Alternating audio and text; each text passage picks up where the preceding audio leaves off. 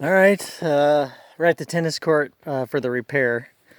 So in that quarter of the tennis court, it was low originally as constructed, as I put it together. I didn't really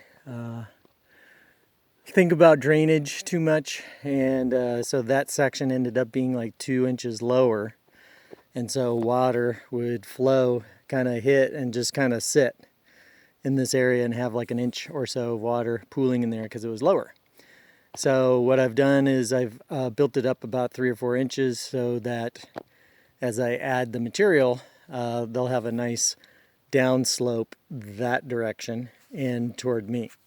So water won't pool up anywhere and just roll off the court, and it'll dry out and get playable right away. So there's a gravel base, 3/4 inch and smaller rock, and compacted with a plate compactor.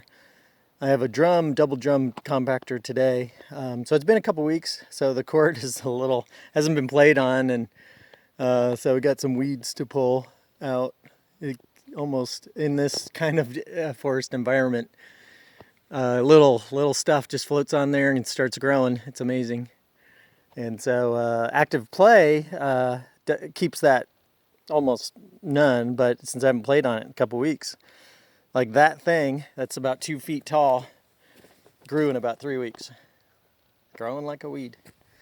And so what I'm going to do is I got the gravel down, is I was preparing to do a full redo and put real clay down. So this is dolomite limestone, and tennis clay courts are not actually made of clay. Didn't really know that at the beginning, so it was cheap enough and local enough to get baseball infield clay, which worked fine. It was actually pretty good to play on, especially to hit against the backboard. Bounces were uneven, and so that was challenging, made it interesting to hit against the backboard, as you could get a little bounce, odd bounce pretty often, slightly, but enough to where I could keep 50 shots going against the backboard, even with odd bounces. So it's a good workout, and that's why I have it. So anyway, this is clay courts are actually made of crushed stone. And the reason why is clay is dirt. It'll absorb water and won't dry out too fast. But stone doesn't absorb water. And so powderized, pulverized stone is what's used for the surface. And so the lime, as I see if I can open this. As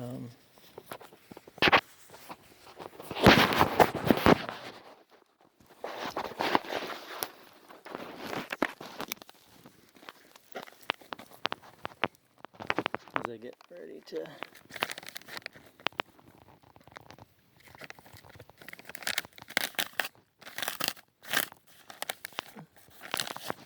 So that's kind of a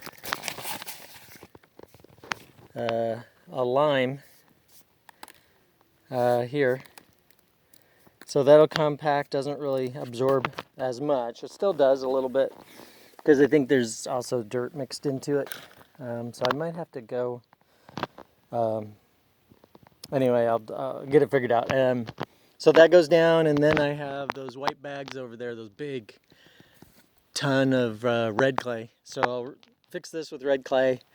Next year, the year after, I'll totally redo it with actual tennis clay material from manufacturer. They only make it back east, so I'll have to have it shipped in. But the material is cheap. It's the shipping that gets you. Anyway, so I'll take a video after I'm done.